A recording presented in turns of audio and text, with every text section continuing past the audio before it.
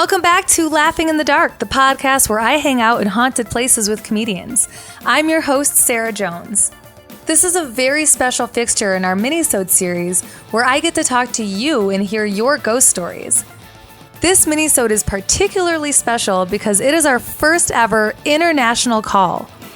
This week's caller is named Kayleigh, and she's speaking to me from her flat in Whitechapel, London. As it turns out, it's not as easy as I thought it was to make an international call on Google Voice. Kayleigh was a total trooper, and the two of us worked as a team to figure out how to make the call actually work. By the time she answered, both of us just started laughing out of pure relief. Here's the call. I hope you love it.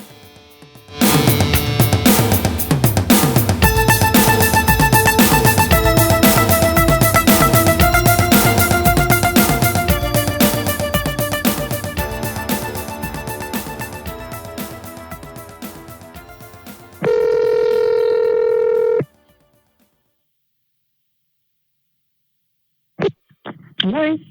Kayleigh? Yep, speaking. Oh my gosh. We did it. I'm so sorry. That was so much work. That's okay. Yeah, I was trying on this end as well, and it just wasn't doing anything. I don't know. So the last number you suggested, I'm actually calling you from Google Voice. It's actually worked. Yeah, it finally did. I don't know. What did you say differently in those last numbers? I don't know. I just kind of went into my boyfriend and was like, please help. And he suggested that. Thank God for him. That was so confusing. Oh my gosh. Okay. Well, thank you for being my first international call. I don't know. At least you know how to do it now. Well, kind of. Well, I'll have to get your boyfriend's number on speed dial to be like, hey, I need help. Please or email. Please help me. Okay, now that we've finally connected, thank God. Do you want to tell listeners your name and something about yourself? Yeah, sure. So my name's Kayleigh. I'm from London in the UK. And that's about it, really. There's nothing interesting about me, really. I'm sure that's not true. You're a problem solver. We've learned that today. Yep. Well, my boyfriend is. I just kind of, latch onto him. Well, very thankful for him. Definitely. Okay, so let's get into it. You have a ghost story for me, right? Or multiple? Yeah, well, kind of the first one leads into the second, I guess, in a strange way. So from since I can remember, when I was a kid, I used to go camping with my mother, brothers, and my nan and granddad to a place in Wiltshire called Farley Hungerford, which is kind of medieval, kind of tiny little town in the middle of nowhere. We used to go camping on in a field that used to be a World War I battleground, which was quite interesting to start with. Wow, yeah. But in the middle of the field that we used to camp in was a World War I pillbox, which was kind of like it's kind of like a weird little round structure that they used to slot guns through and shoot kind of blindly. When I was about 7-8 years old, I remember waking up kind of 1 o'clock, 2 o'clock in the morning, needing to pee, so running out of the tent, and there were kind of these little kind of shacks at the end of the field where they had the showers and bathrooms. I remember having to walk past the pillbox and hearing kind of weird whispering and whimpering inside it. Kind of, thinking it's an animal or whatever, just shining my flashlight inside and absolutely nothing in there, completely empty. So that kind of freaked me out, and I always used to run past it whenever I used to have to go anywhere. Yeah. But you used to hear kind of people marching and, a lot of shouting, and it was just kind of like sitting in the middle of a battlefield, but absolutely nobody there. Wow.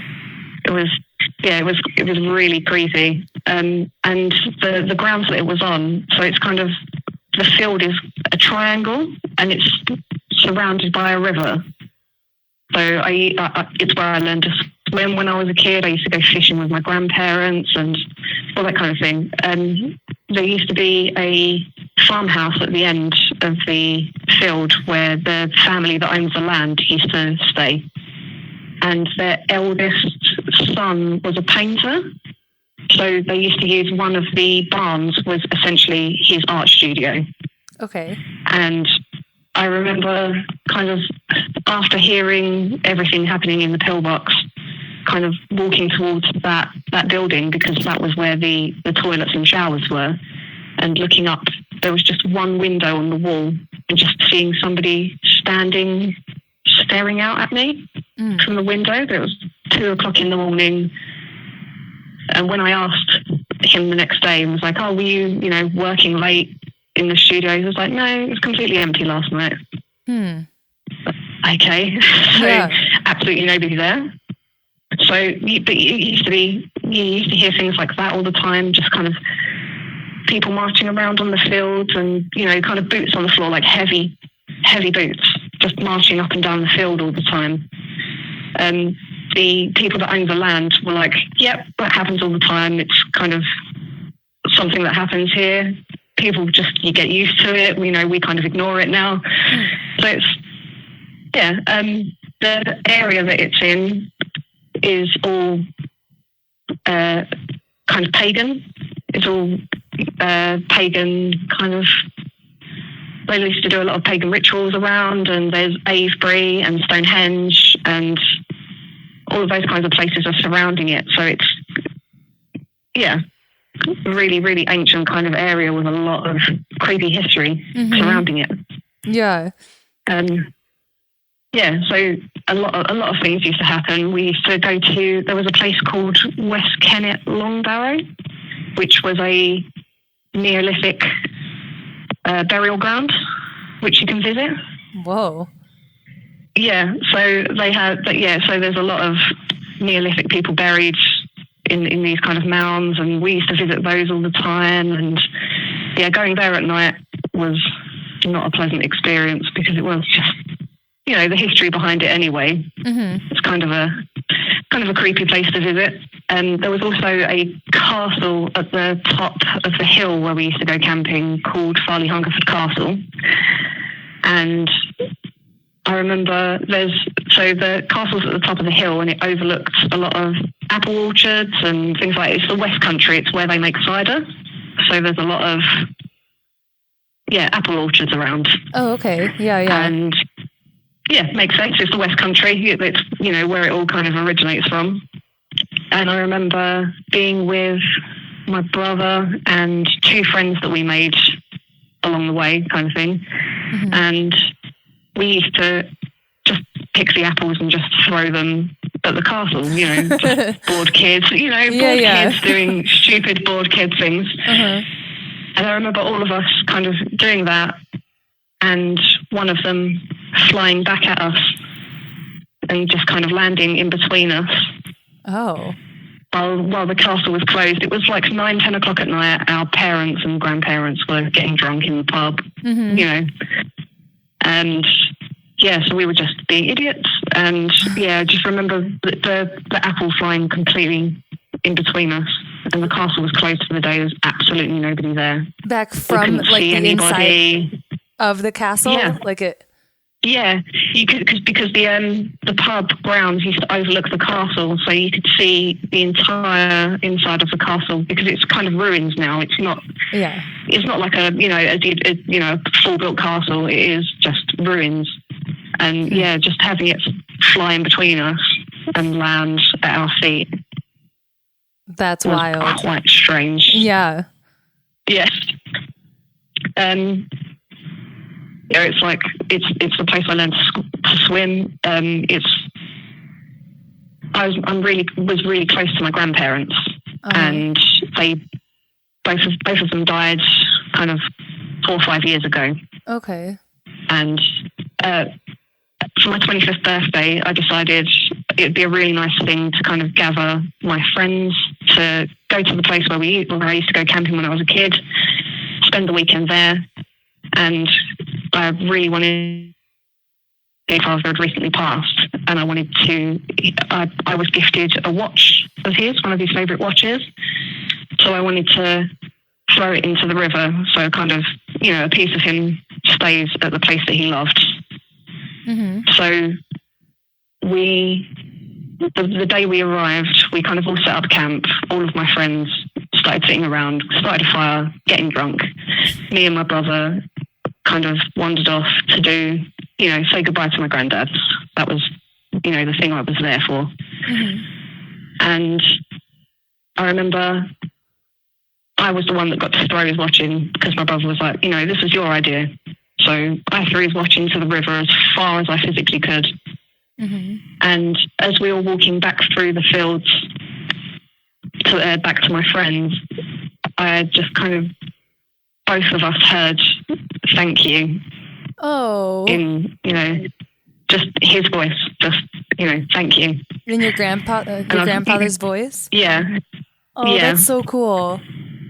Yeah, it's, I was super close to him as a kid. He was essentially my dad. Oh. So, to hear that was kind of, it was nice. It was a really, really comforting. Nice thing. Yeah. Yeah, really comforting. And we did the same for my nan, who passed away 2 years afterwards. I threw something of hers into the river as well, just to kind of, so both of them are together, And yeah, kind of same thing, the thank you. You heard her voice say thank you as well? Yeah. Man, yeah. That's really cool. So, yeah, and to lead on to the kind of second part of the story, I recently moved out, moved in with my boyfriend for the first time. We just picked a flat in London. This looks really nice. That's where we're going. Moved in. Uh-huh. And my mother was like, oh, you realise this is the street that your grandmother was born on? Oh, how cool. Oh. Yeah, so I had absolutely no idea. So this is the street that she was born on, and it's 7 doors down from where we live now, which is quite cool. Wow. It's still in my family. So my great aunt, my grandmother's sister, still lives there. Mm-hmm.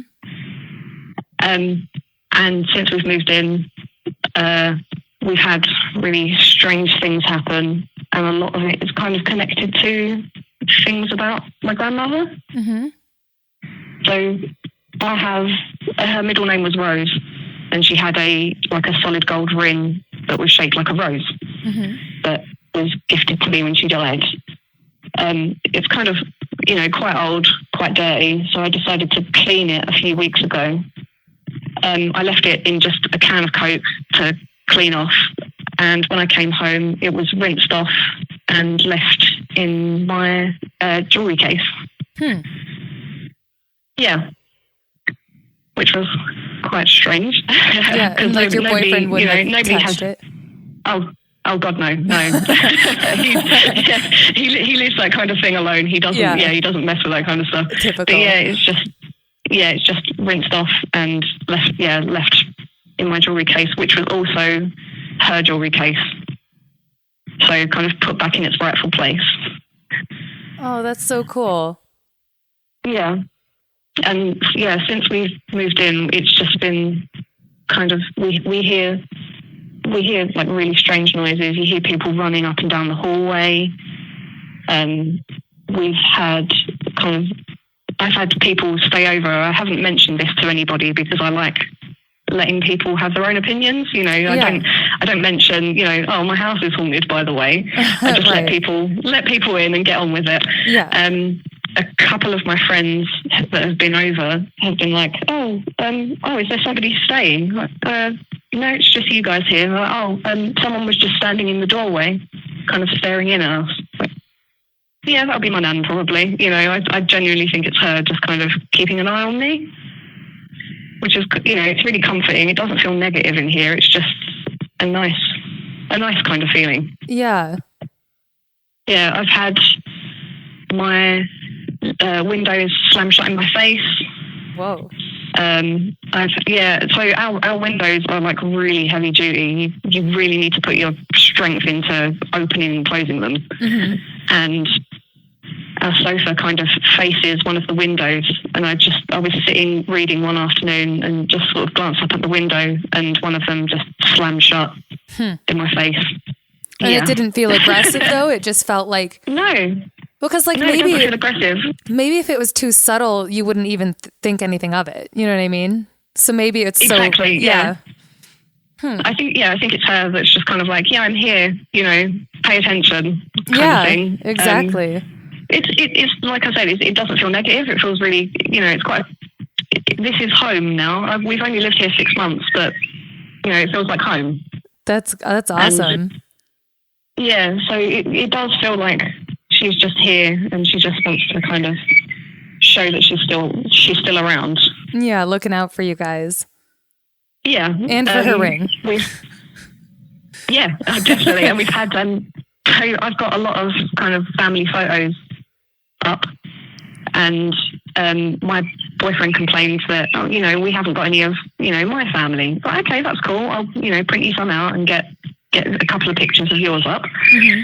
We've got one photo of him and his family, which is always left face down when we come home. Oh, weird.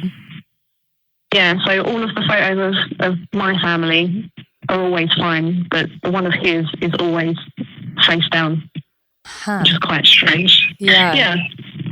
Because, so I started dating him a week before she died, so they never met. Okay. So I think it's kind of this is a strange person I don't know. Yeah. And, a strange photo of a family that I don't know. So that one's always face down, but all of the ones of my family that she knows are kind of always fine. Yeah, that's interesting. Hopefully she warms up to his family. I mean... Yeah, I hope so. Yeah. I don't plan on leaving anytime soon, so. Well, yeah, she'll get used to him, I would imagine. It's only been 6 months. So didn't you say that your flat is in Whitechapel as well? Yeah, so we're kind of in between Limehouse, Whitechapel and Old Street, which has a lot of creepy history. Obviously, Jack the Ripper was... Whitechapel. Limehouse, and we've got the Ragged School Museum as well, which I'm doing a ghost hunt in a couple of weeks' time. Oh, fun! It's like a Victorian school. It's an authentic Victorian school, and they open it up for ghost hunting evenings and things. So that is so awesome. A couple of friends are going to do that.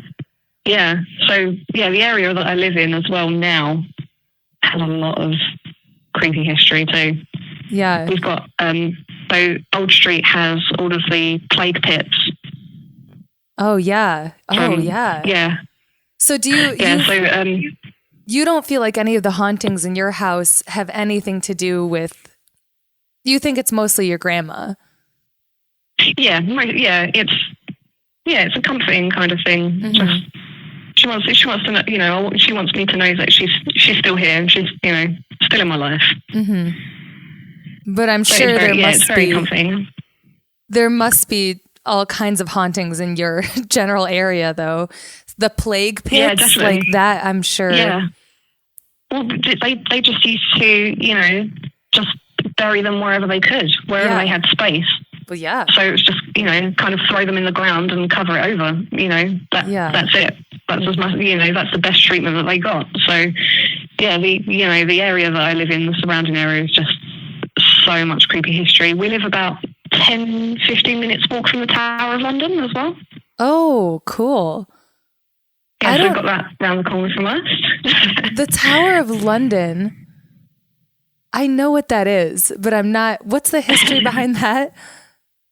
So, the Tower of London was started by William the Conqueror. Okay. So, 1066, it was built. He started like the main tower, and then it kind of was built on from there. Henry VIII had a lot of power there. 2 of his wives were beheaded there, I think, in the ground. Okay. Anne Boleyn definitely was beheaded because they still have the block that they used to cut her head off. No way. Is on display there. Oh my gosh, that's crazy. Is it like a museum now? Yeah, you can go up and put your neck on it if you feel if you want to. It's still there for people to use. Oh God, that's crazy. Yeah, so that's all on display. Yeah, they have a torture museum inside it with all of the things they used to do. So they've got stretching racks and Iron Maidens. Oh, so it's terrible, but it's so awesome. Like at the same time. Yeah. It's just like fascinating. I've seen, there was this one that was, it's like a metal ring, but they would have people like crouched in the fetal position and they would put this ring around them and just tighten it up until it like crushed their bones. I think they have that there. I think they have one of those there. Maybe. Oh, it's so creepy. Yeah. I love it. Like, I know it's bad, but I do love it. I'm the same way. It's like, I don't condone it. I'm not like, this is great, but it's just, I think like the things that people will do to other people, it's horrible, but it's also fascinating. Yeah. I don't know. You know, I don't know why it is. How other humans could do that. It is fascinating, but yeah, so we've got a lot of crazy history around this area, like Jack the Ripper being the kind of main thing. Yeah. We have, of the Cray twins as well? The wait, what? The Cray twins. The Cray twins. I don't know anything about that, I don't think. The kind of 60s London, they were two gangsters, two brothers that used to do horrific things to people, you know, to keep London safe. And they owned a bar that's about 5 minutes walk from our house. One of them pinned a guy to the bar with a knife by his hand. Ooh. And stabbed him in the hand and pinned him to the bar for kind of doing him wrong. But they were the last prisoners to be kept in the Tower of London. So it kind of sticks all to the same area. Yeah, so... But yeah, they were the Tower of London is essentially a museum now. But in the 60s or 70s, they were kept there before they were trialed, which is quite cool as well. Yeah. So that thing was didn't you say it was built in like 10 something? 1066. 1066. It's so crazy how much more history is like in Europe than the United States. Like here, I'll go to a place and I'll be like, this was in 1890. Like, it seems really old. And you guys are just like, who cares? The flat that I live in is actually a converted pub. So it used to be a pub, and that was built in the 1860s. Oh, so I live in the attic of an 1860s pub. Oh my gosh. Which is quite cool. That is cool. And like maybe some of the footsteps you hear could be people feeling like they're still in a pub, like drinking and carrying on. So kind of the top two floors are flats, but the bottom floor, which would be the actual bar, is just completely like closed off. It's still a bar, essentially. It's just empty and abandoned. Oh. Which is quite creepy. Yeah, it's still there, and the bar is still inside it, but you just, you can't get in. Weird. I wonder why.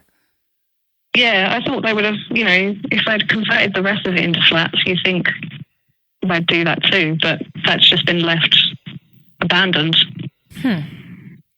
Maybe someone has plans for it. Who knows? That's wild. But yeah, so we essentially live in the attic. Yeah. Which is quite cool. Yeah. That is so cool. I have to visit London. All those places sound so awesome to check out. Yeah, I would gladly show you around. That would be if you do come. So much fun. It'll be a lot easier than figuring out how to call you on Google Voice. It seems like it would be so easy. I can just show you instead of, spending 40 minutes trying to... We can meet at a cafe. It'll be old-fashioned and easy.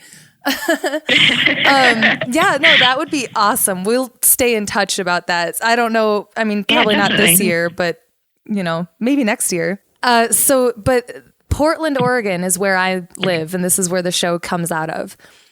And Portland is called the City of Roses. you were talking about your grandmother and like how connected, her middle name was Rose. When you said that, I was like, I don't know if you knew that this is the city of roses. That's like what we're called. That's so weird. Yeah, I know. There's like, everyone has roses everywhere. And yeah, that's like we're called Rose City sometimes. The Tower of London, because it was mostly the Tudors that built it, that is absolutely covered in roses too. Oh, wow. Because, the Tudor symbol was a rose. Mm-hmm. So, roses are absolutely everywhere in the Tower of London. Oh, interesting. Yeah, I love roses so much. Yeah, me too. Yeah, it's quite nice to have my grandmother's ring, but I don't particularly like wearing it. Because you don't want to lose it? Well, it's not that as well. Every time I have worn it, I've had bad luck. Oh, interesting. I've worn it to a couple of job interviews, and every job interview that I haven't worn it to, I've got the job. Oh. So I kind of don't like wearing it anymore. I don't know. I feel like she's kind of like, no, that was mine. Yeah, she's like, keep that somewhere safe. You can't just leave this in a cleaning solution. Don't wear it. Your grandmother sounds so particular, but like in the best way. Yeah. But she's like, I don't know who this is. Like as a person. Yeah. Yeah, I have, because I have like her engagement ring and her wedding ring. As well, and I was planning on using her wedding ring as my wedding ring when I got married, but because of the bad luck that I had when wearing them, I'm kind of like, no, maybe not. I'll just get something new. Yeah, that'll be just mine, Grandma. You don't have to. Yeah, she doesn't like it. But no, I'm sure he'll grow on her. I'm sure he will. Yeah, she's just testing him. Yeah, absolutely. Hazing. Every good family member does it. Well, that was what she would do if she had met him when she was alive. She was that kind of person. Yeah. But she's also the person that kind of got me into all of this kind of thing. She was very into all of her like dark history, and so most of the things that I know because of my grandmother, because she used to, even when I was a bored kid, she used to drag me around to all of these things and be like, so this is where Jack the Ripper murdered Mary Kelly and blah, blah, blah. It was like, okay, I'm 7. Yeah. Should you really be telling me this kind of thing? But so she was, she's where I get this fascination from. Yeah. Which is quite cool. It is so cool when people we love visit us from the other side.